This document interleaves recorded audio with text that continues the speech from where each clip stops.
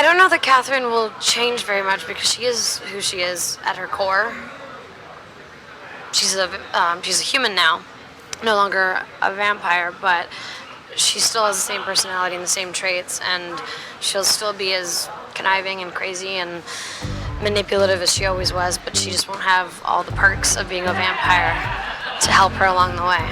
It's fine. I'm sure I deserve everything that they're saying. Does my hand look wrinkled to you? It's funny. I've always been a little envious of the legend that is Katherine Pierce. What was she like? She's beautiful. A lot like you in that department. Smart and kind Salvatore brothers both coming to my rescue. So, which one of you dated her first?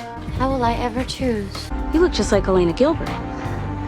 Actually, I'm much prettier. Look at your face, and you look like Katherine. I couldn't believe the resemblance. Well, Elena Gilbert. You really are Katherine's doppelganger. but why? Because Katherine is a manipulative, nasty little slut.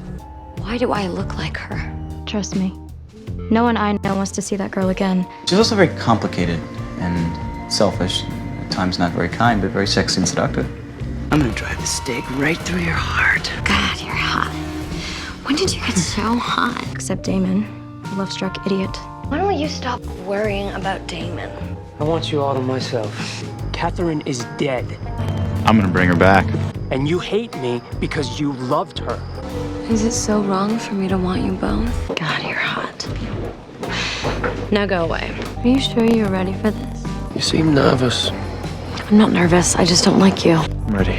I want you to turn me. Damon, I'm sorry that I gave your life purpose, passion, drive, desire. Because she turned you. She's supposed to be me, Stefan. Sorry that you are who you are. Just me.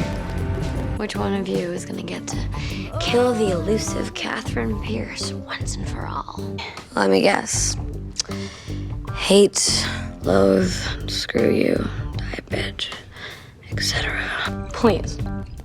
I'm Katherine Pierce. I'm a survivor. Centuries before that, she was just an innocent girl who was shunned by her family. So for 500 years, she lied and manipulated and did whatever she had to do to survive, and she did. She's a survivor. You know, even on your deathbed, you're vain. The cute one's here. Hey, if a girl's gotta go, it may as well be glamorous, right? What? Suddenly, everyone is speechless. When I was on my deathbed, you all had plenty to say. I'm dying, Stefan. I'm dying of old age. I don't even care that you ruined their lives. I was looking out for myself, Elena. I will always look out for myself. Oh. It's okay to love them both. I did.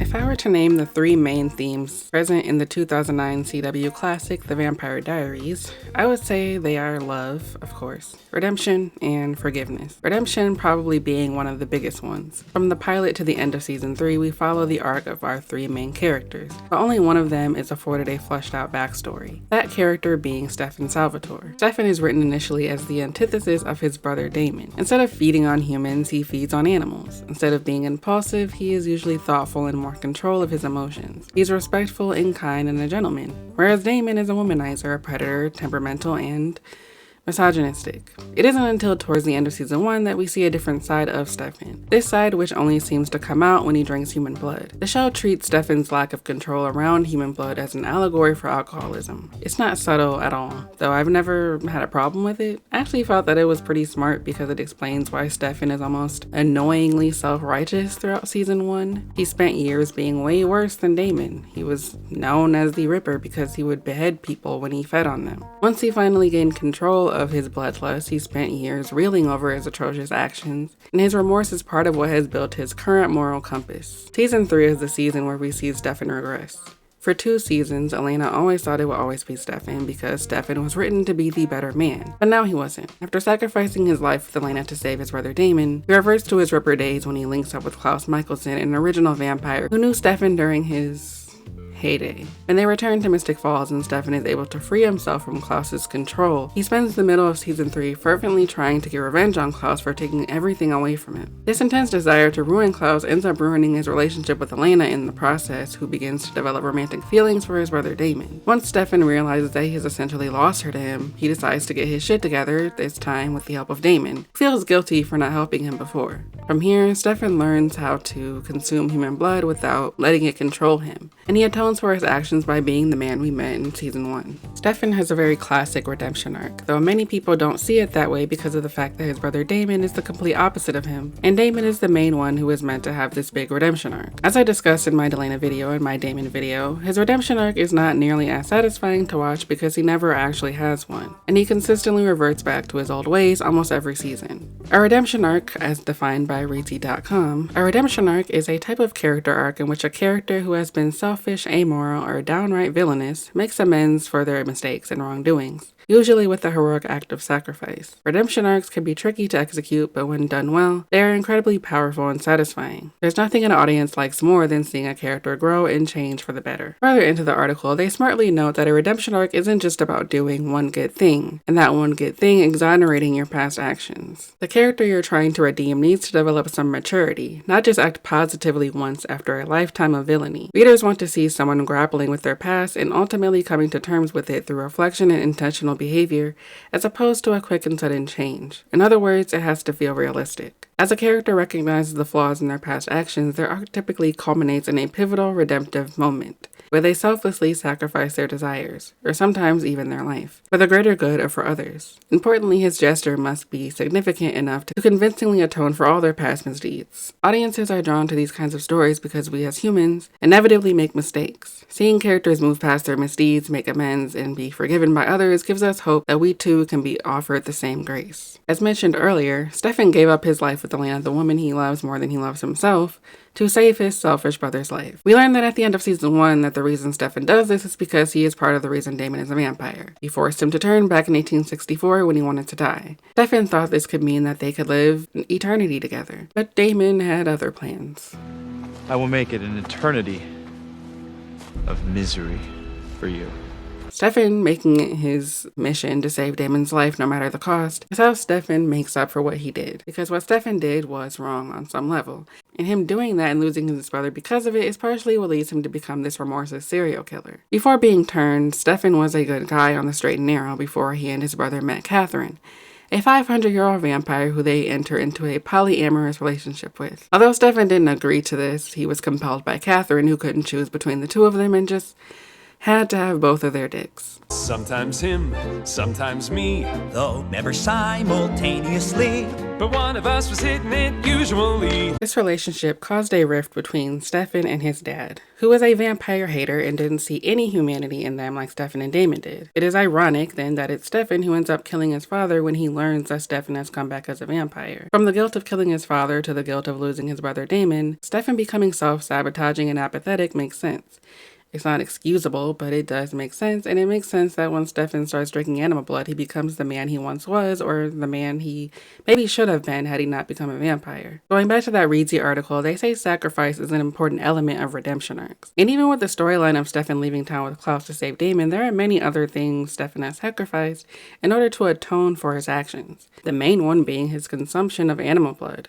This is a much bigger sacrifice than just not hurting human beings, which, if that was the only reason, that would be fine, but we learned from the pilot that Stefan's animal blood consumption suppresses his vampire powers, like the ability to compel humans. It is harder for the compulsion to stick since he doesn't drink human blood. He is also not as strong as Damon despite them being fairly close in age, even in vampire years. This is potentially very dangerous as we see throughout season 1. The fact that Stefan is willing to risk not being able to fully protect himself in order to not give into that impulse is very virtuous. Like, it is weird how much this show really tries to imply that vampires in this universe are like a discriminated against marginalized group, and Elena will criticize vampire haters like our birth father John for assuming that all vampires are heartless and evil, and yet they constantly shit on Stefan for not wanting to drink human blood. Arguably the most virtuous thing a vampire can do if they're trying to prove to humans that they aren't heartless killers. In this universe, obviously, I don't want to get into a whole thing about animal cruelty. I know killing animals is also bad, but in this universe, human blood for vampires is like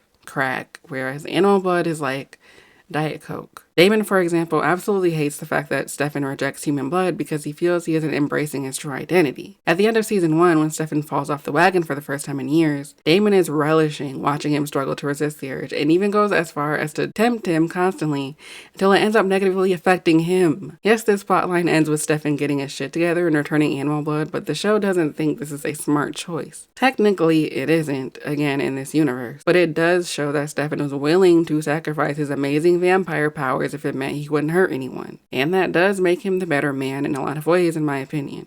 Despite the fact that Stefan had the best written redemption arc until they stopped giving a fuck about him post season 3, he is not the only one who gets a redemption arc.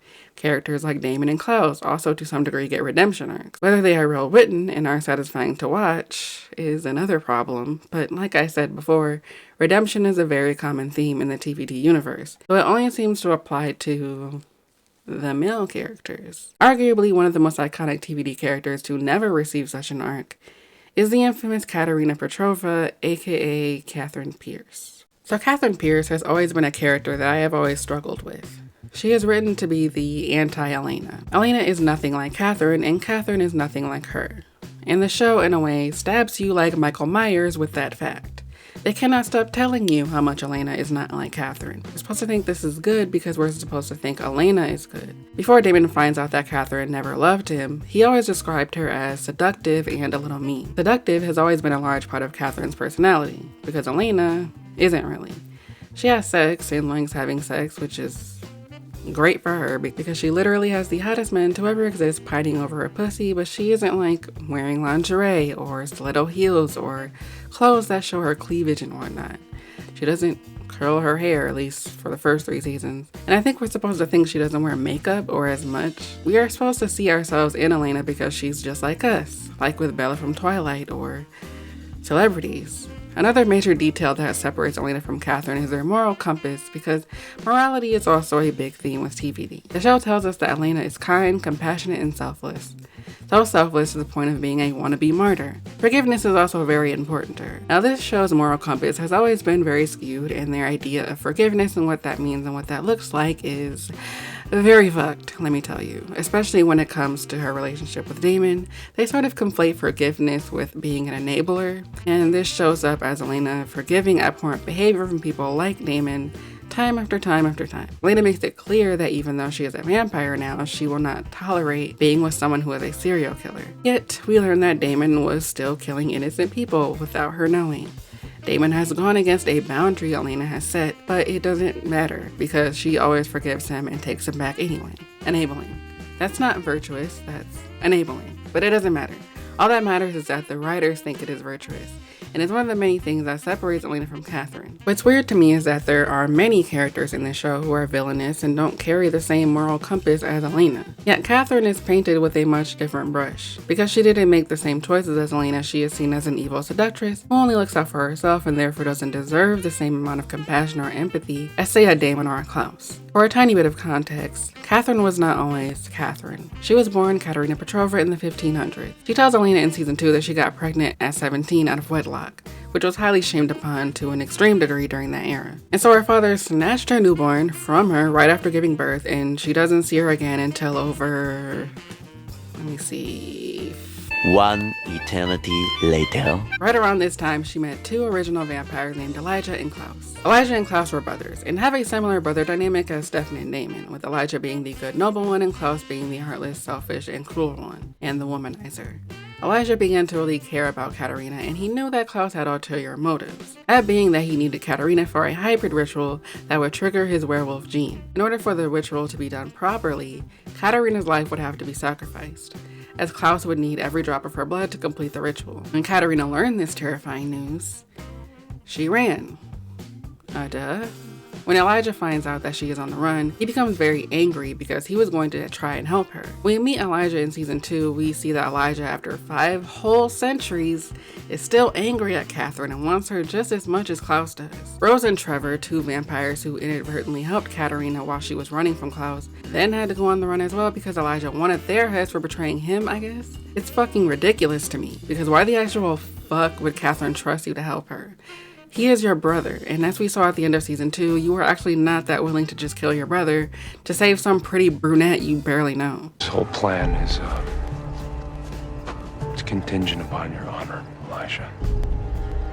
I won't fail you. I won't fail you.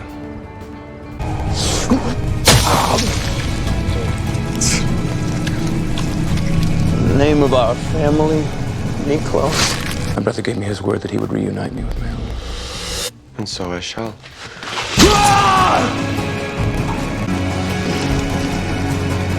Elijah's an original vampire, Stefan. One we tried to kill. You don't believe this guy? He's gonna end up dead. Because she put her faith in me. She chose to trust me in spite of what I am. She chose to trust you, too. Maybe you shouldn't be so sure about her instincts. The writers try to make it seem like Katherine being finally caught by Klaus at the end of season 2 was a valid punishment for running away all those years ago.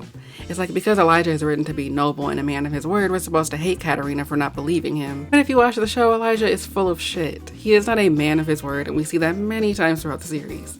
So the fact that Katerina is punished for not trusting him when she was 17 is really unfair in my opinion. Mind you, I am not even a diehard Katherine fan, let alone a fan in general. I don't dislike her, but I also don't exactly love her, and even I can see that that is unfair. Anyway, once Katerina decided to run and then turn herself into a vampire because she needed to be human for the ritual, Klaus retaliated by slaughtering her entire family. This, along with having her newborn baby ripped from her arms, really traumatized poor Kat, who now had literally no one, and so she spent the next 500 years looking out for Kat, and only Kat, because why wouldn't she? And this is billed as a bad thing, because when everyone learns that Klaus is coming for Elena, the doppelganger, she doesn't want to run because she fears what Klaus will do to her family, understandably. I don't think either Elena or Katherine are wrong in their responses, but the show wants us to think Katherine was wrong for running. They think she was wrong for not trusting Elijah, she was wrong for putting herself first, and turning herself so she wouldn't die. The show at times will empathize with her, but for the most part, we're supposed to feel as though this was just Katherine being Katherine. Katherine being vain and acting purely out of self-interest. When Elena's loved ones freak out over her determination to die for them, she sneaks out and tries to go to Klaus himself so she can hand herself over. That is how much Elena isn't like Katherine, because Katherine would never do that. And that is why we're made to feel that Elena is a good person. The better woman, if you will. Another way in which Katherine is depicted as the antithesis of Elena is with Damon and Stefan. Elena may have had both brothers like Katherine, but she did not date them both at the same time. And she didn't use one of them as her dildo, I guess. I assume that's what her and Damon's relationship was. Another big difference with Katherine and Elena is that Elena does end up falling in love with Damon. This is really important for Damon because he learns over a century later that Katherine never loved him. When he learns this, it completely breaks Damon, and his love for her quickly dissolves into pure hatred. And he falls even harder for Elena than he did before. See, with Damon, there are people who defend his anger and hurt due to the fact that he spent over a century waiting to free her from a tomb that she was never in. They feel that because Damon was led to believe she was in there for years, it makes perfect sense why Damon would spend that much time holding on to a woman he was madly infatuated with. Damon wasn't compelled to love Katherine like Stefan is, and so people feel his love for her was real, and therefore his heartbreak is more sympathetic or valid or something. Before I break down why I kind of disagree with that, I think we should discuss how Katherine is critiqued by the fandom, because it does irk me at times. So a couple of months ago, before I got distracted by the Blake Lively, Justin Baldoni mess, I put out a poll asking you guys about your thoughts on Katherine Pierce. Whether you loved her or hated her. Unsurprisingly, many of you said that you loved her. A couple of you commented that you didn't feel the writing of her was very fair and that it's weird that she never gets a redemption arc.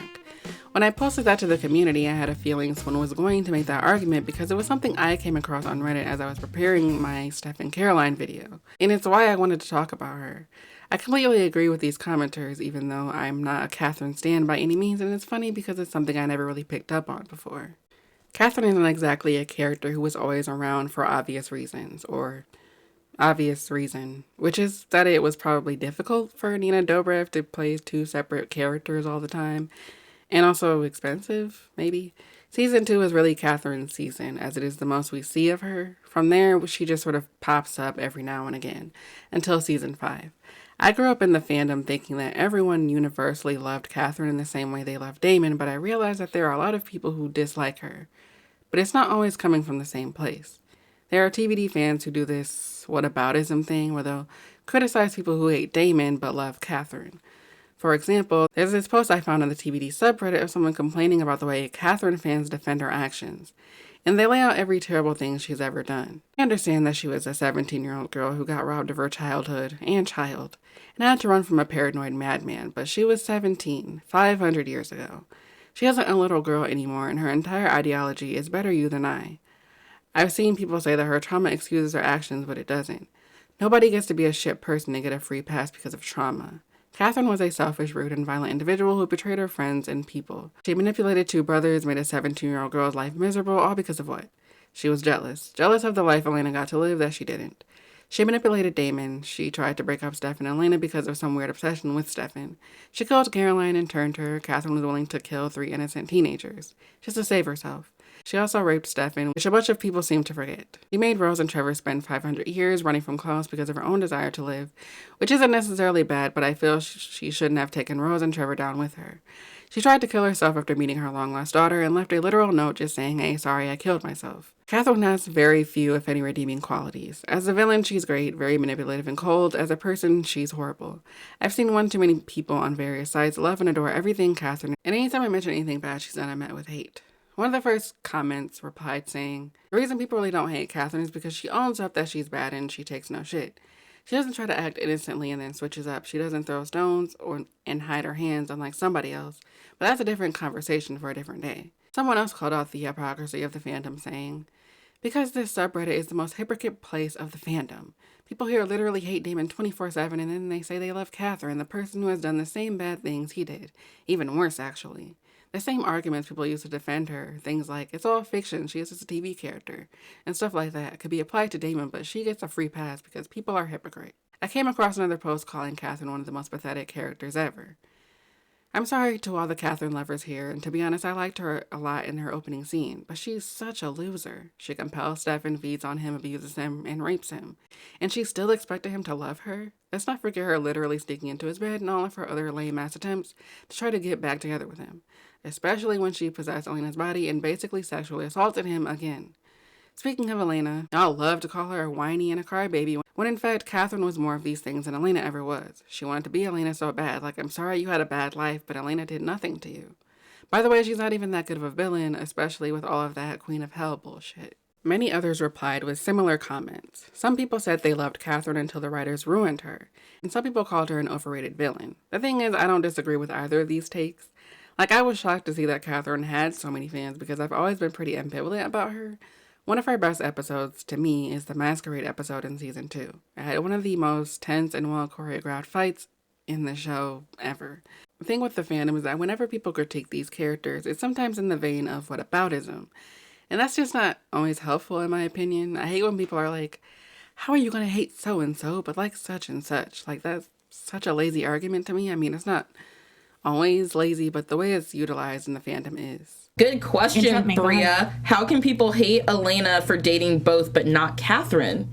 I think people do hate Katherine for dating both. But they hate her for, not for dating both, but for there are other bigger reasons to hate her. Yeah, but no one harps on the fact that Katherine also dated both brothers, and both of them, I mean, that's another person who they thought that Katherine was their soulmate, so why isn't that? That's the... At the post I just read, people don't like that people hate Elena for whatever reason, because there are many, but love Katherine, who is a worse person. I don't disagree that she is a worse person. I don't disagree that she's pathetic. I mean, she is. Pining over someone who has repeatedly told you they hate you is kind of pathetic and is one of my least favorite things about her. It's true that she did essay Stefan and that she is selfish, killed Caroline, and was going to serve all of Elena's friends to Klaus on a silver platter with a bottle of wine and everything. But saying that hating Damon and not Katherine is hypocritical is a very simplified way of viewing fictional characters. As I talked about in my Damon video, my hatred for Damon isn't purely about him being a horrible person, although he certainly is. I mostly hate how he is written because the writers did a terrible job of writing him, and his redemption arc is the pinnacle of bad writing. Like, Barry is one of my favorite shows, and unlike TVD, all of the characters in that show are pretty well-rounded, even though they all suck to some extent. Barry being the worst because he was a literal serial murderer. I don't care if characters are bad or do bad things. I care if the writing of this messy character is good enough for me to like them and still root for them in the end. I've never rooted for Damon, and watching him get everything he wants when he hasn't done any work to deserve any of that is really frustrating, because he could have been a really interesting character if the writers actually knew how to write. Suppose if this is Full House, where everyone is supposed to be good and never allowed to lie or get away with doing bad things, I can see hating the bad character, but in a TV show full of serial killers and 1,000-year-old vampires who love lusting over teenage girls, hating a character for being bad is kind of weird. So I don't think there's anything wrong with people liking Katherine over Elena or Damon, because Elena and Damon are terribly written characters, and many Katherine fans feel she is written much better than them. It's not just about the actions they commit. Yes, Elena is technically a better person, but she also sucks for completely different reasons. Two things can be true at the same time. Going back to that why does nobody hate Katherine post, they say that people defend Kat's actions by referencing her trauma, and I've seen other people argue that her trauma is not an excuse to be a terrible person. I'm not completely sure what the consensus is on that exactly, because the opinions of TVD fans are extremely varied across the board, but based on the writing of the show, I do think we're supposed to think Damon is in some ways better than Katherine. In my first Elena video, I talked about how Damon, being this hopeless romantic who never gets the girl or whatever, is treated as a bigger tragedy than the trauma he inflicts on the women in his life. We're supposed to feel sorry for him that he spent over a century searching for Katherine only to learn that she is a cold-hearted bitch who never actually had true feelings for him outside of lust. We're supposed to feel sad that Elena ends up telling him the same thing Kat told him, because now there are two women who smartly prefer Stefan to him. But, and I hope this doesn't come off as too cruel, I don't really care about Damon's broken heart. Y'all know I can have empathy for anybody, but when a character is so underwritten in so many areas, it's kind of hard. We don't know much about Damon's life goals or wants he maybe had before turning. The only thing we know about Damon is that he fought for the South and then left. His father hated him because of that, his dad never approved of anyone he dated, and he becomes extremely attached to women who give him positive attention and can stand being around him. His entire identity centers around the women he loves or lusts over. So it's hard for me to have much empathy for a character who is so basic. I don't even know if that's the right word. If Damon wasn't played by Ian Somerhalder, no one would like him as much as they do, because the writing isn't doing that much work for him. It is purely his performance why people defend him so much. Damon's whole thing is, everything I did for love. And that alone is supposed to make him better than Katherine, who is written as someone who is incapable of loving anyone by herself. But I disagree. Yes, Damon thought she was in the tomb, and yes, he was going to save her, but no one forced Damon to spend an entire century and then some waiting for a woman. He could have still lived his life, found a new purpose, fell in love with someone else, had some kind of epiphany where he finally realized that his quote-unquote love for Katherine was just lust. But he chose not to. The show makes it seem like this explains away Damon's behavior as if he isn't a grown adult. Like, Damon spends decades hating his own brother for getting Katherine caught, ignoring the fact that he was compelled and forced into this polyamorous relationship, and was also 17 fucking years old. Damon was 25 when he became a vamp. He is way older and more mature than Stefan, or is supposed to be. It's weird that Stefan making a stupid monumental mistake because he trusted his father because he was a fucking teenager is held against him for years over a woman who they both knew for a very short period of time. I put my faith in my father, but Damon put his faith in me, and I destroyed that. I'm not saying Damon can't be upset to learn that she was never there and never loved him, but he chose that path. That's not Katherine's fault. I say the same thing with The Great Gatsby. Spending years of your life yearning for someone who is in a relationship and hasn't seen you in years, it's weird. Move on. There are other people you can fall in love with. So you gotta just move on. What is it? Get back on the horse and fucking do it. Your lost love possibly being locked up doesn't mean you need to kill innocent human beings or be awful to every other woman because you need a special woman who will tolerate you and keep giving you chances, and all these other bitches are just collateral damage. Going to that point of people defending Kat's actions because she has PTSD, I don't want to say this person is lying because I'm sure there are people who have defended her in that way, but I also think some people misconstrue understanding and empathy with condonement, if that's even a word. Just because I can understand why someone did what they did doesn't mean I'm excusing their actions. And when it comes to Kat, I don't defend her at all. I don't think she's better or worse than Damon, but I do think that Kat's reasons for being the way she is make way more sense and are much more defensible than Damon's. Sorry. Old girl had her baby snatched from her, was about to be sacrificed for some heartless vampire, ran away like any person would have, and then suffered the consequences by losing her entire family. Becoming a selfish, heartless bitch is to be expected. Yet I'm supposed to feel bad for Damon because he didn't get the girl? Like, what the fuck are we even talking about right now? Returning to that people are hypocrite comment, someone replied saying, the characters in TVD and the writers gave Damon a free pass every time he crossed the line. something he did consistently. In every season, we see Damon killing or betraying someone who doesn't deserve it, yet the gang pretends not to see it. He never sees consequences from his actions. All he needs is, "I'm selfish, yada yada" line, and 2 seconds later he is making out with Elena while Stefan and crew clap hands in the background, cheerleading this boring cycle. Perhaps the audience gives Katherine a free pass because she is held accountable for her actions inside the story. She did suffer, but kinda never complained about it. We saw her being chased for not wanting to die. Many women can relate to that. The message of this show is so weird. Women not wanting to give up their right to live for a man is somehow punished while being a martyr is praised. Another comment further down makes a similar point that I completely agree with. In the universe itself, everyone hates her. I would agree they double down on hating her while giving themselves passes for all manners of nefarious deeds. Basically, every character on the show does awful things and excuses it with either "I have to survive" or "I have to protect my loved ones." Katherine is no different, but they act like she's the worst. It's the same with Klaus. Those two are treated like the worst of the worst, but in reality, all the others are doing terrible things too. Like for example, sure, Katherine was awful to Damon and Stefan. Damon has literally hunted every member of one family down for centuries, punishing the descendants of people who hurt him, killing people who never personally did him any harm, and now he's treated as a hero where Katherine is a villain. You can pick most any character on the show and they've done things that in the real world should see them ostracized. Elena killed an entire sideline of vampires that she has never met and had no idea of how good or evil they were, just because she wanted the cure, and seeing the faces of people he murdered was hard on Jeremy. Stefan is one of the most morally sound characters on the show in my opinion, and yet his Ripper addiction turns him into a sadistic monster. Damon raped Caroline, Tyler tried to rape Vicky, and he was fully human at the time. None of these people are angels. Katherine has done terrible things, but I don't think her actions are worse than everyone else's. The only difference is that we're conditioned to be on the main group side, and Katherine's evil has largely been done to them. I always forget that Elena killed an entire silent vampire, so maybe I should take that comment back about Katherine being worse. Regardless, both of these comments are absolutely correct, and this brings us to the actual topic that I wanted to discuss in this video, which is the misogynistic way women are treated in the Vampire Diaries. Yay, love talking about misogyny. It's no secret that the Vampire Diaries ages about as gracefully as a Family Guy episode from 2003. The racism inherent in the series from the beginning is so glaring that even if you enjoy watching the show, it leaves a really bad taste in your mouth.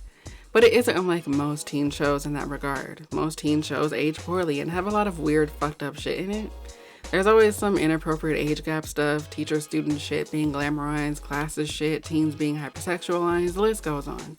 I'm not sure if it's always because it's always old people who haven't been teens in like 30 years writing these shows. I don't know if it's just that teen shows are not considered prestigious or what, but teen shows are a hot mess, and that's kind of why I love them. In fact, I hope teen shows keep being problematic. They give me something to bitch about, which is what this entire channel is about. Bitching about things. I'm totally fine owning that. It's fun complaining about things, and we should all just be honest about it at this point. Complaining is like one of my top 10 favorite things to do. Look, obviously I'm joking, but what I'm actually trying to say is that while these shows are hashtag problematic, they are not necessarily creating toxic trends. They're a reflection of our society's views, in this case on women and people of color, and I think it can be useful to have these critical discussions. For example, Damon and Elena. One of her biggest qualities is being forgiving, and it's something she prides herself on. She's also very determined and doesn't believe in giving up on people she loves. Now, on the surface, that may seem fine and good, right? Wrong! Not exactly, because the way our forgiveness is displayed to the audience is actually just enabling, as I said earlier. But the writers did not understand that. Her doing that is written to be a good thing because Damon challenges her. And as we are told constantly, he is better for her. So she should do those things for him. She should be a long-suffering wife, a ride or die. Because if she gives up on him, well then she's not a good woman anymore. Elena dismissing her friend's traumatic experiences with Damon is justified by the writing because we are always supposed to be on her side, even when Caroline, another favorite of the writers, is expressing valid concerns about their relationship. However, we aren't supposed to agree with her because Elena always goes back to him no matter how right Caroline is. The show isn't always saying that when your lifelong friend is telling you that your boyfriend sucks, you shouldn't listen to her actually, which is not true. As Doja Cat said, listen to your friends. Niggas ain't shit. Elena doesn't listen to her friends though. In fact, she almost never does. Elena has a pick-me. She's special. She's not like other girls, and that's why we're supposed to like her. Like, oh wow, isn't it so sweet and amazing of her that she never gives up on Damon because she sees the good in him? Doesn't she have such a good heart? Unlike that bitch Katherine, who would definitely put herself first in this relationship.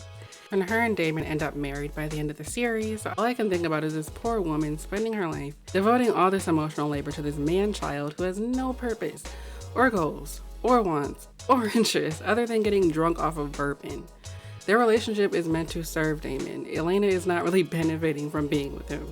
I don't want to come down harshly on Elena fans. People are entitled to their own opinions, and you don't have to agree with me, but this is some of the most common Elena defenses. She's not Katherine, but not being like Katherine does not make you better by default. And side note, but this whole thing about Damon allowing her to be a risk taker is just factually untrue and deeply sexist. Elena from the beginning was always taking risks.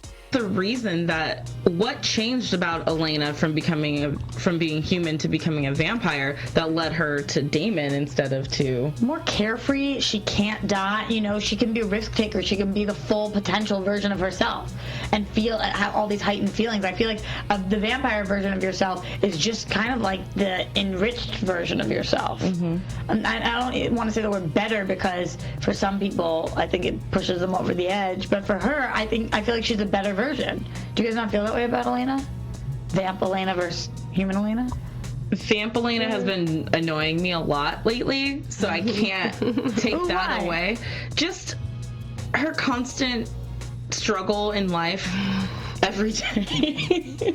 She just has been for good answer. For the past season or two. She's just been. You're not alone. People. Yeah, she's just been kind of blah. And I feel like when she was human, maybe because there's that element of we have to protect her and keep her safe, so that kind of made her more exciting in a way. And now she's a vampire, so she's safe.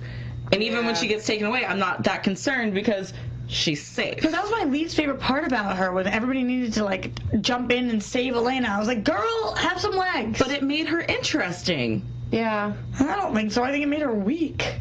I think it made her I'm a damsel in distress. But she still can't make up her mind as a vampire, and she's still always struggling with walking. But she said, I always come back to you, Damon, and that kind of was true even when she was a human. Yes, she decided all right, I should be with Stefan, but I felt like no matter what happened, no matter what she decided in her head, she always ended up back with Damon, and that was the point. No? I just feel like she's always been someone who's been dependent on boys. She's always been in a relationship. True. She's never just single you want Elena. Single Elena? And I loved Elena. I'm with you on the whole Elena thing, but I think maybe if she were single and away from this, maybe she wouldn't be as annoying, because I see her as just a needy, whiny person. Chair. Oh my gosh. That's my Elena. That's actually your Elena impression. Yes. See, I just don't see her that way. I saw her that way as a human. Now that she's a vamp, but she still is a damsel in distress as a vampire. Yeah, kind of. But we see she was able. I mean, even when she was in the gym situation, she wouldn't have lasted a single second before, and now she lasts a little longer before she calls Damon. And at least she's not calling Stefan too. I see what you guys are saying, though. She's still a little damsel-y. Yeah, there's a lot of Elena bashing happening on the line on our live feed now. She took a risk when she decided to be with Stefan, despite knowing that he was a vampire, and knew her life would change if they dated. We see her taking risks as they deal with vampires coming into town with the intent to do something with Elena or to the people of Mystic Falls, but mostly Elena, let's be real, like in season 1 episode 12, Pleasantville. Prior to this episode, after she and Stefan had sex for the first time, Elena found out that she looks exactly like Katherine. Understandably upset and disturbed after discovering this, she gets in her car and leaves. While driving along the dark, foggy road, a man appears in the middle of the road, and she veers off the road and gets into a horrible accident. The car fucking flips around and rolls and lands upside down. And then when she's pulled out later, she has 2 cuts on her forehead. Anyway, the man who was standing in the road almost comes to kill her or kidnap her before Damon shows up and rescues her. This strange man begins stalking her, and in episode 12 he masquerades as a pizza delivery guy and gets invited in, which, smart. Nowadays he'd probably just be an Uber Eats driver. After some creepy phone calls and after he breaks into her house and tries to attack her, Damon suggests they all go to the 50s themed dance that is being held at school to see who shows up, as Damon says. Stefan worries that this isn't a good idea for Elena, but Elena's like, no, that's actually a smart idea. So she's willing to put herself in danger if it means that they'll find him and see what his deal is. During the dance, the stalker Noah is able to lure Damon and Stefan away while he gets Elena alone in the cafeteria. And while Elena does end up being rescued, she fights back a little bit during the fight. She stabs him with the pencil and manages to push him down. She almost stakes him in the heart before Stefan comes and does it himself. And mind you, at this point, Elena is just a regular human. She hasn't even done her Buffy the Vampire Slayer training that she does in season 3. The fact that she was able to do that with a vampire is a pretty big risk. Granted, he was pretty dumb, but still. Later on in the season, in episode 17, Stefan gets kidnapped by some bitter tomb vamps who hate the Salvatores for getting them caught in 1864, and when Damon finds out, he, Elena, and Alark try to go and save him. Elena wants in on the action, but Damon, of course, is like, bitch, what? I mean, fuck Damon, but he's right. Like, what are you gonna do, Elena? But classic Elena does not give two shits. She is going to save her man, okay? So after Elena and Damon have already entered the house and are trying to fight off the vamps, she sneaks into this house full of vampires. Old vampires, which in this universe means stronger. She goes in with one tranquilizer dart. One. And somehow manages to make it out alive. In season 2, Elena takes a risk when she almost offers herself over to Klaus. She takes a risk in the dinner party episode where she stabs herself to get Elijah to give her his word before daggering him. She takes another risk in the Klaus episode where she pulls the dagger out of Elijah, an original vampire, so that he can help her find a way to save Bonnie from dying during the ritual. Elijah is an original vampire, which means he is like a super vampire, and she just betrayed him a few episodes ago. That seems pretty risky to me, and I don't think that had anything to do with Damon. In fact, Damon would have told her not to do it. Listen, if we know anything about Elena, it's that she is a ride or die bitch. She is that girl who is obsessed with proving people wrong and proving that she can be strong and handle things, especially when people worry about her safety. Like, it's a very common theme in the series from the beginning, and it's meant to showcase her determination and her willingness to put her life on the line for her loved ones. As much as it's annoying and frustrating that Elena is always acting like a martyr, but never actually martyrs herself in the way Bonnie does, she was still willing to hand herself over to Klaus in season 2 if it meant her family and friends wouldn't die. But sure, she needed Damon to help her be more of a risk taker. The guy who constantly makes her feel like a dumb, innocent child whenever she tries to do something on her own. Come on, we're leaving. No, I said we're leaving. I'm not going with you. You do not get to make decisions anymore. When have I ever made a decision? You and Stefan do that for me now. This is my decision. Get your ass out the door before I throw you over my shoulder and carry you out myself. No.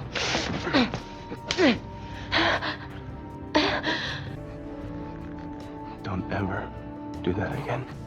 Katherine and Elena are both variations of what all the tropes calls the evil is sexy trope and the beauty as goodness trope, with Elena being the latter. Katherine plays into the trope of seductive women being evil and untrustworthy and being a threat to men. In season 2 of the Vampire Diaries, when Katherine returns to Mystic Falls, Stefan constantly tells Katherine that he hates her.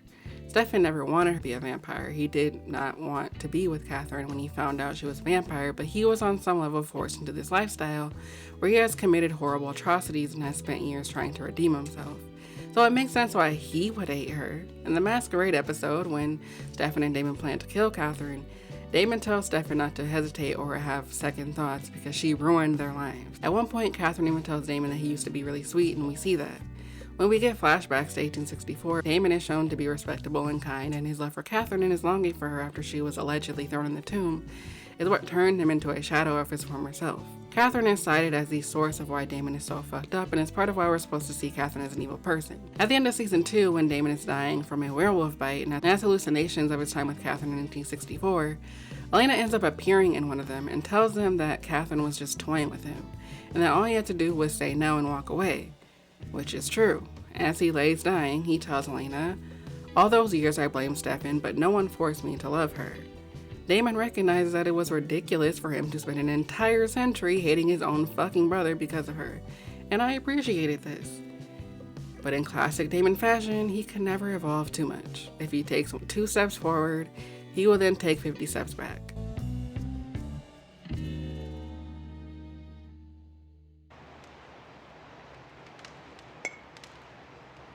If anyone is drinking to Katherine's last days, it's gonna be me. She impersonated me, repeatedly. Made Aunt Jenna stab herself in the stomach and cut off Uncle John's fingers. He might have deserved that. Grams died trying to close the tomb she wasn't in. Tyler's werewolf curse got triggered because of her. Klaus followed her to Mystic Falls, and because of that we lost Jenna. And a lark.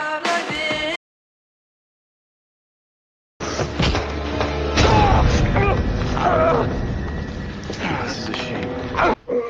Which means I get to sit here and watch you die. Stefan told me about your ring. What about it? Let me recap. You tried to kill me. I defended myself. You died. And according to my brother, your ring brought you back to life. Your temporary funeral. Impossible. I would know if I were killing people. Would you? Have you had any blackouts? Instances of lost time? You're insane. No, but I think you might be. You wear a ring that lets you cheat death, Rick.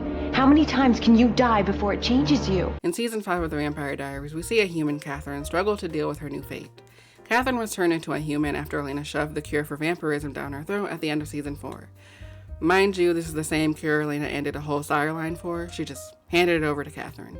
Anyway, during this season, we meet a woman named Nadia who spends the first few episodes hunting down Katherine and kidnapping her. Katherine, along with the audience, do not know who she is or what she wants until she reveals that she is her long-lost baby. When I was reading Reddit posts talking about Katherine, people noted how horrible Katherine was to her daughter during the season, and she is. Katherine doesn't want anything to do with her and constantly rejects her despite the fact that Nadia has spent centuries searching for her.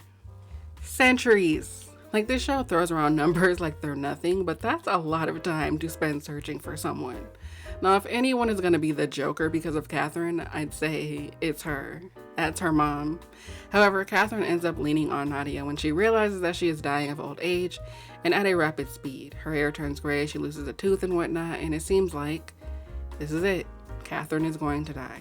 500 Years of Solitude marked the 100th episode of The Vampire Diaries. This was back when shows had more than 9 episodes a season, and getting to 100 episodes was actually a big deal because of syndication. The episode is basically a fan service episode where we see old faces. We get an out-of-character moment where Caroline sleeps with Klaus that was purely for the fans. We see Aunt Jenna, who at this point we hadn't seen since season 2 because she never comes back as a ghost, and during all of this, the gang drink and reminisce about Katherine as she withers away in Stefan's bed. Now this episode is interesting. Someone on Reddit posted about this episode, and one of the comments said that they rage quit the show after this episode, and I completely understand why. The episode is weird and mean, and I hate it, but I also just hate season 5 because it's literally one of the worst. At the beginning, we have a scene of everyone taking shots and celebrating her dying, and there's a moment where Damon instructs Matt and Jeremy to drink to something fucked up she did to them. And it is one of the dumbest, most baffling fucking scenes I've ever seen on the show, and this show has a lot of baffling shit in it. Damon starts saying he waited 145 years to get her lying ass out of a tomb, and she pretended to be Elena when he kissed her, which was gross and predatory, but Damon, you're also a predator and a creep, but sure, blame a woman because you're a dumbass. After Jeremy goes and takes his shot, Matt goes and is like, well, my sister's dead because of her. And Damon's like, yep, because if it wasn't for her, I wouldn't have even turned Vicky. Yes, she is, because I wouldn't have even been in town to turn Vicky into a murderous vampire if I wasn't trying to get Katherine out of a tomb she wasn't in. What? Who wrote this? Who wrote this? They need to be fired. I know the show is over, but they need to be fired retroactively. There's this weird Reddit post by some DE fan, I assume, saying that the show did a good job of portraying an abusive relationship with him and Katherine. They say how she was manipulative and pushed Damon's buttons, and Elena's love helped him be a better man, blah blah blah, who cares? But the first comment under this post represents exactly the problem that I'm getting at. They say, in terms of writing Damon and Katherine's relationship, I have to admit that the writers did a great job showing the female partner being the toxic and abusive one instead of the male who is the more unusual occasion. Damon has some sort of PTSD from Katherine, and this affects him both personally, but also with his other relationships. His impulsiveness and desperate control are his red flags that to me were pushed because of Katherine. She played with him, made him fall for her, and eventually treated him like shit over Stefan, and every time she came back, she never forgot to remind it to him. And Damon used Katherine's tactic with Caroline and Elena initially because he wanted to feel the same way as Katherine, to have the upper hand. Ah, so it's Katherine's fault that Damon raped Caroline. Interesting take there. God, the things people say about this man.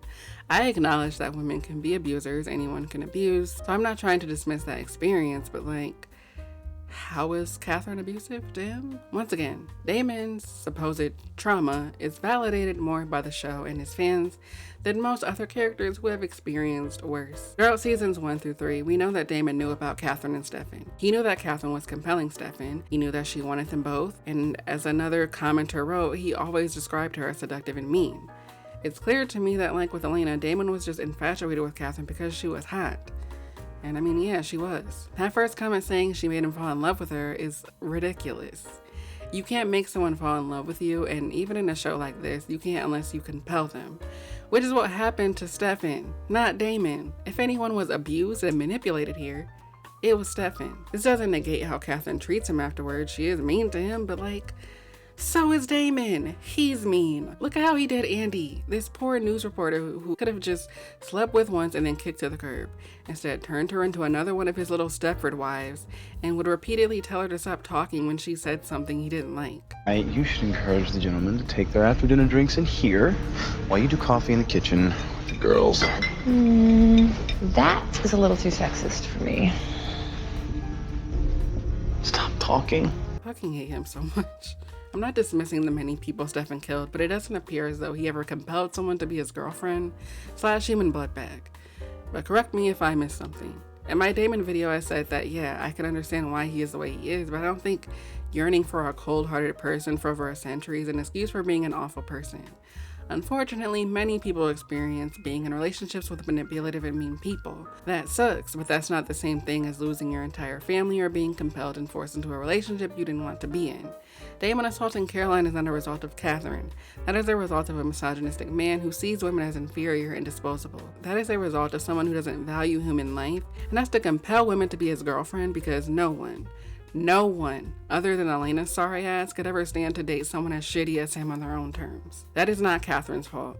Katherine is not the reason Damon does the things he does, but the show would agree with this ridiculous comment. In season 1, after Damon learns Katherine wasn't in the tomb, he begins bad-mouthing Katherine by calling her a slut, a manipulative slut, a bitch. But why? Because Katherine is a manipulative, nasty little slut. And it's like, okay, I'm pretty sure you just described yourself. The show can never decide if they want Damon to realize that he and Katherine are one and the same. There are moments where he'll hypocritically criticize her for things that he also does. He is also a liar and manipulative. He literally spends the entire first season manipulating the sheriff so he can infiltrate the council.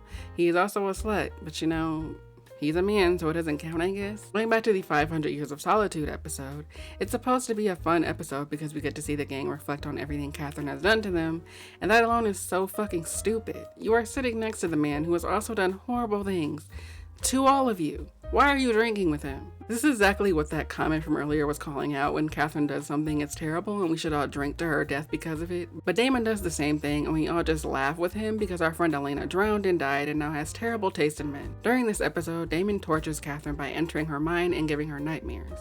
He takes her back to the night she found her family slaughtered, laughs about it, and tells her it's her fault. Yes, Stefan gives her a happy memory later to give her peace at the end, so maybe the writers aren't totally agreeing with this moment, but it's still unbelievably cruel. Like, Elena, this is the man of your dreams? Like, I thought Damon was over Katherine. He said that no one forced him to love her, and I thought that meant he was finally taking responsibility for his own actions. And yet here, he's back to, this bitch ruined my life, so I'm justified in making her feel like shit as she is literally dying of old age. No one did this to Damon while he was dying from a werewolf bite.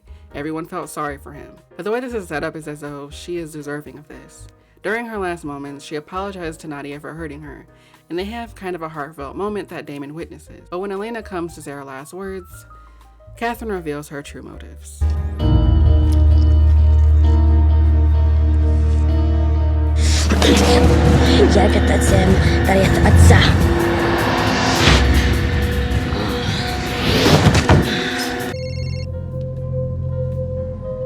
Hello? Vít.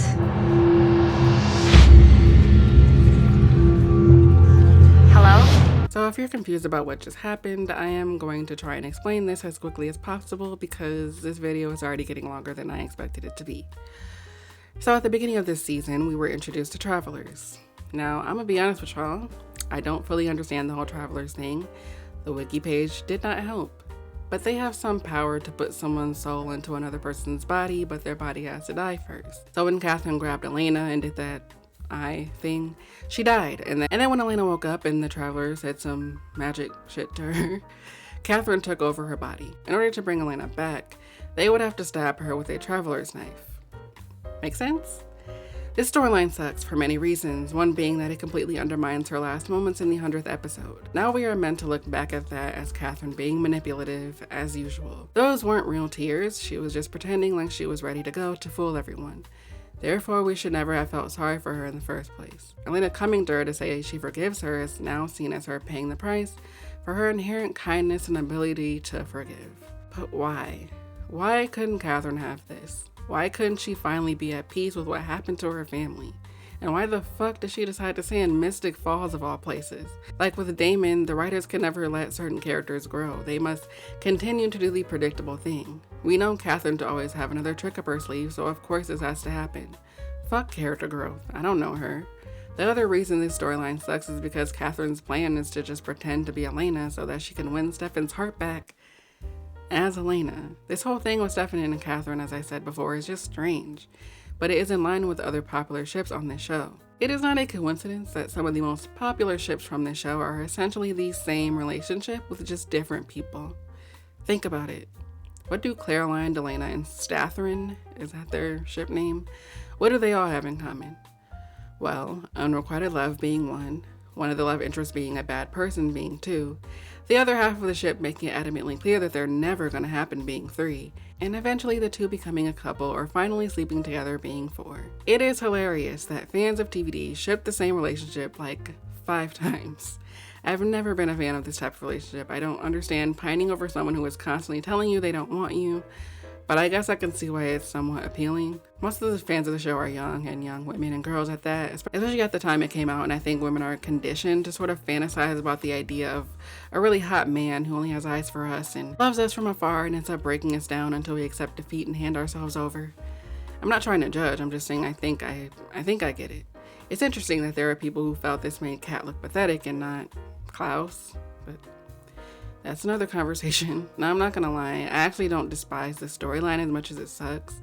Katherine as Elena was enjoyable to watch at times because she wasn't so consumed by Damon, because at that point, Damon and Elena were broken up. So she actually had a personality, you guys, and yeah, even though it was fake, it was more fun than Elena, sorry.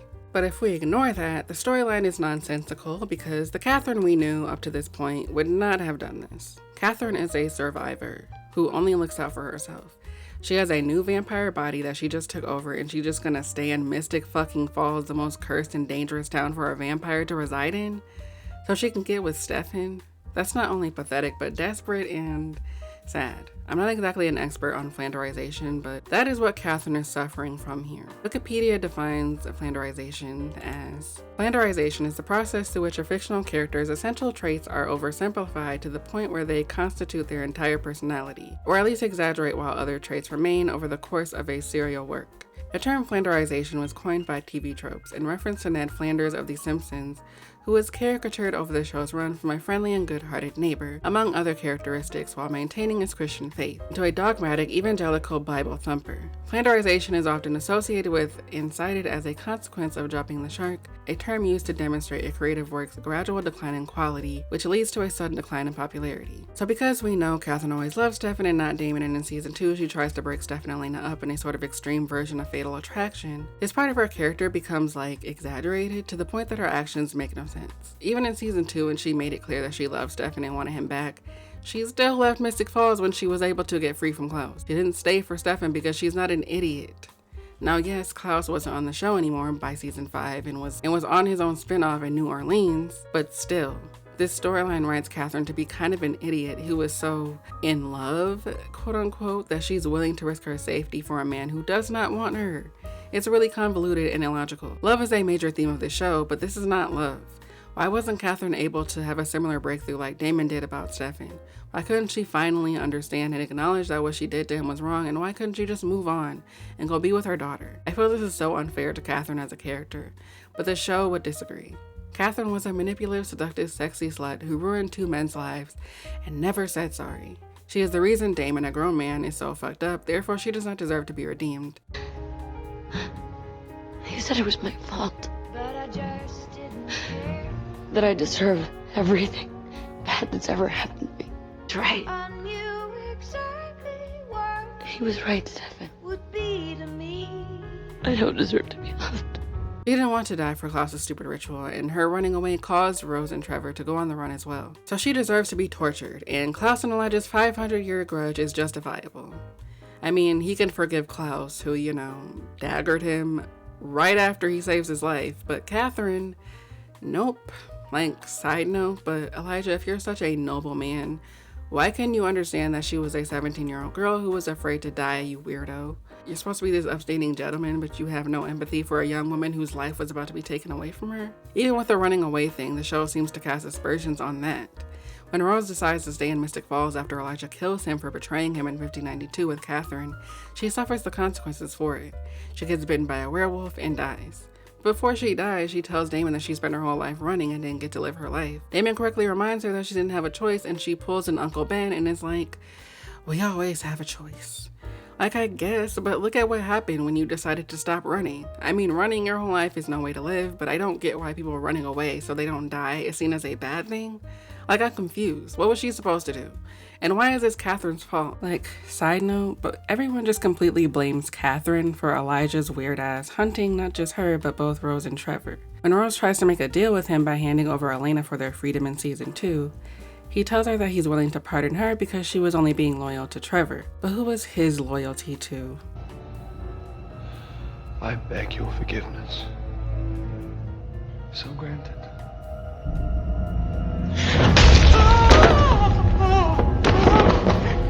You don't, Rose. Okay, so I hadn't seen this episode in a while, and this was the first time that I actually got a little emotional. Think about it. This is her best friend, who she has been running with for 500 years. And he just killed him in front of her because he helped Katherine. I get that it's like mob rules. If you're disloyal, you get whacked, but the show would have you think that he is a more empathetic person than Klaus. Like, no, Elijah, you are just as evil and disgusting as he is. They brought you something you wanted, and they were even brave enough to face you. Knowing what and who you are, you could have at least spared him for that. I understand that by this point, Katherine was 500 years old, and so yes, in a perfect world, she could have used that time to work on herself. But she also grew up during a different era where that was not, like, a thing. But suppose she could have done that. That's just not where her life was. She had to keep running and finding new ways to protect herself. Her life was fully about survival. She didn't have time to work on herself and become better. In this way, Katherine and Elena are more different than we think. Elena did lose both of her parents, and she was there when it happened, which is incredibly traumatic. However, and please do not take this as me minimizing her trauma, I'm not trying to minimize her trauma, but Elena still had her brother, her aunt, her best friends from childhood, her ex-boyfriend who still loves and cares about her, and 2 sexy vampires who would do anything for her. Katherine had no one. Yes, she made friends over the years, and yes, she did betray them, and yes, that was wrong, but I don't think we should expect Katherine to be as quote-unquote strong as Elena, when they're in 2 completely different situations and have lived very different lives. Not having a support system can have an effect on your ability to be empathetic and kind and to look out for other people. If you don't have a support system, like, why would you not put yourself first in most situations? Earlier, I said that Elena is supposed to be in every woman, and now that is how we're meant to relate to her. If Katherine represents the evil as sexy trope, Elena represents the beauty as goodness trope. With Elena, she dresses in a way that is not necessarily stylish or even noticeable. She mostly wears darker colors, sweaters, jeans, Converse sneakers, leather jackets, and carding. Her hair is always straight, never put up in a style unless there's some kind of dance. She wears makeup, but it's more subtle than Katherine's. There's nothing wrong with dressing like this, but again, this is meant to endear her to us. She looks like a regular girl, a girl we can all see ourselves in. But Katherine, not so much. She wears high heels most of the time, her hair is curly, her cleavage is usually out, and she exudes sex appeal. Women being sexy and leaning into their sexiness has always been painted as an evil and untrustworthy thing. Men are weak to women like her, and it's not their fault when this sexy woman corrupts them and makes them fall in love with them. That's why Katherine is blamed for every single thing under the sun. Damon also uses his good looks to woo people. We see it constantly throughout season 1. But it's fine when he does it, because Damon is just a sad love-struck man, and we should all feel sorry for him.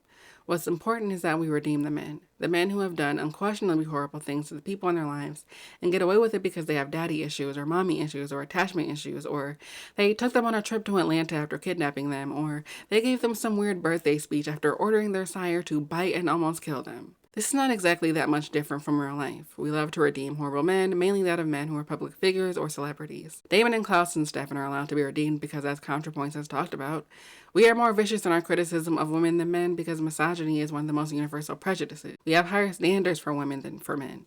That's why Elena will just forgive every horrible thing Damon has done if he does one good thing one time. Even characters like Isabel, Elena's birth mother, aren't allowed to get a redemption arc because they must be punished for the fact that they acted so selfishly to begin with. Women are not supposed to be selfish. They're supposed to always think of others and be willing to give up their life and their happiness for others. As in the case of Bonnie, it's even worse because she is a black woman and black women have always been expected to put themselves last, take on the burden of everyone else's problems, and put their own happiness on the back burner. In Season 5, Episode 15, Gone Girl, everyone in the gang finds out that Katherine took over Elena's body, and just before this, Nadia was bitten by Tyler, who is a werewolf, and she is now on her deathbed. This event is what snaps Katherine out of her fixation on Stefan, and she finally starts to actually care about Nadia and tries to save her. Her efforts fail when the gang end up kidnapping Nadia, and so Katherine is forced to face them. During Nadia's last moments, she continues to hallucinate the past when she searched high and low for her mom over the years.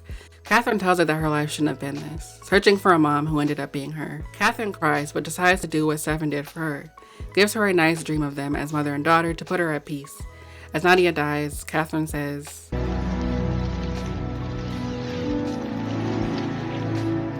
"Your mother loves you." We cut to Nadia on the other side, which is where supernaturals go when they die. She sees this and she smiles and cries, and god fucking damn it, this fucking show. This actually made me cry. Mother-daughter stuff always tugs at my heartstrings. It's like Titanic. I think if we're going to get anything from this crappy storyline, I don't mind this. It's very sad and tragic, but it did manage to make me cry, so that's something. Once Nadia passes through to the other side, Katherine prepares for her inevitable death. She faces the gang and tries to guess who will be the one to kill her once and for all. After giving everyone her own version of a goodbye, she goes to Damon and starts off by telling him she's sorry that he blames her for who he is. But it quickly dissolves into an insincere apology where she says she's sorry for giving him a purpose, and she's sorry that she was the one who taught him how to love. Finally, she turns to Stefan, and as one can predict, she starts off by saying, "You know, I always wondered what it would be like to be loved by you." Honestly, me too, Katherine. Shit. Katherine says that she loves him and always has. They share one last kiss before Stefan plunges the knife in her abdomen. She falls to the ground next to her daughter, and she's gone. Girl. And like Amy Dunn, she still has another trick up her sleeve. As Damon and Stefan wait for Elena to wake back up, Katherine reveals to Bonnie on the other side that she actually injected herself with this Ripper virus that causes vampires to feed on other vampires to an uncontrollable degree. But just when Katherine is ready to go to the other side, things don't go as planned and she is sucked into the sky? I have no idea, y'all. I guess we learn later in like season 7 or 8 that she became like the queen of hell. Like, is this a John Waters movie now? What the fuck is that? I think this is why Katherine has always been a complicated character for me.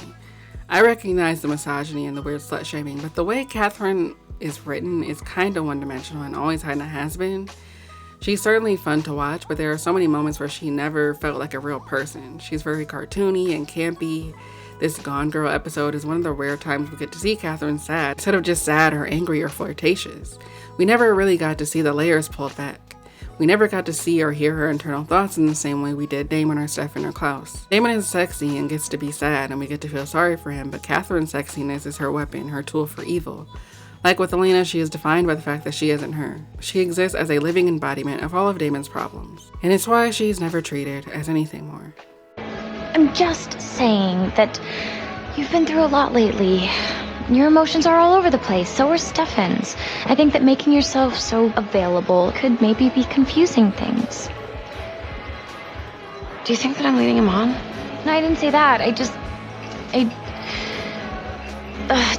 forget it. Just forget everything I said. Okay.